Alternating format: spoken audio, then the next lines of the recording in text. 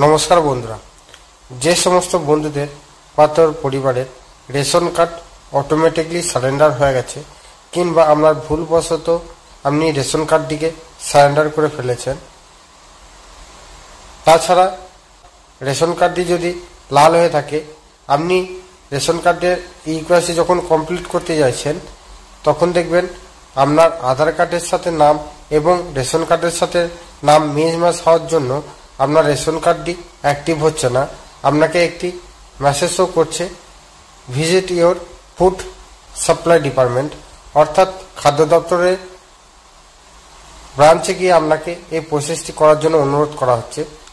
সেক্ষেত্রে আপনার করণীয় কী রয়েছে তা দেখাবো এবং জানাবো এই ভিডিওটির মাধ্যমে।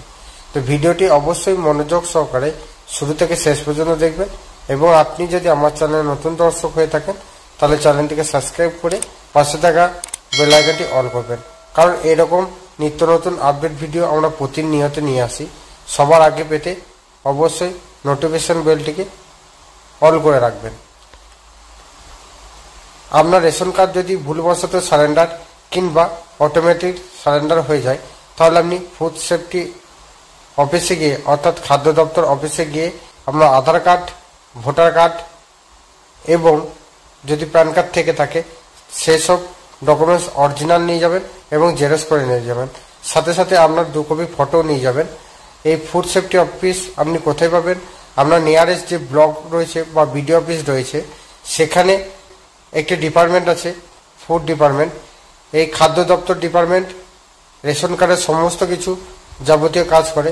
সেই অফিসে গিয়ে আপনি যোগাযোগ করে আপনার ডকুমেন্টস ভেরিফাই করে পুনরায় রেশন কার্ডটিকে চালু করতে পারবেন বা অ্যাক্টিভ করতে পারবেন। তাছাড়া যে সমস্ত বন্ধুদের বা তার পরিবারের রেশন কার্ডটির ইকেওয়াইসি কমপ্লিট করতে পারছেন না, অর্থাৎ লাল হয়ে আছে আধার কার্ড এবং রেশন কার্ডের নাম মিসম্যাচের জন্য, তারাও একইভাবে আধার কার্ড এবং রেশন কার্ড সঙ্গে নিয়ে যাবেন। সাথে আপনার মোবাইল ফোনটা নিয়ে যাবেন। মোবাইল ফোনের ওটিপির মাধ্যমে এই প্রসেসটি করা হবে, কারণ আধার কার্ডের সাথে যে মোবাইল নম্বরটি লিঙ্ক করা আছে সেই মোবাইলটির ওটিপির মাধ্যমে আপনার ইকেওয়াইসি কমপ্লিট হবে এবং সারেন্ডারও আপনার ওটিপির মাধ্যমে অ্যাক্টিভেট হবে, অর্থাৎ বন্ধ থাকা রেশন কার্ডটি আপনি পুনরায় চালু করতে পারবেন। তো এই ছিল আজকের গুরুত্বপূর্ণ 2টি আপডেট। ভিডিওটি কেমন লেগেছে অবশ্যই লাইক এবং কমেন্ট করে জানাবেন।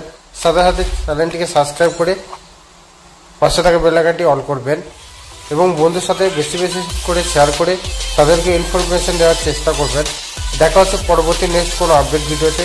ততক্ষণ ভালো থাকবেন, সুস্থ থাকবেন, সাবধানে কাজ করবেন। বিদায়।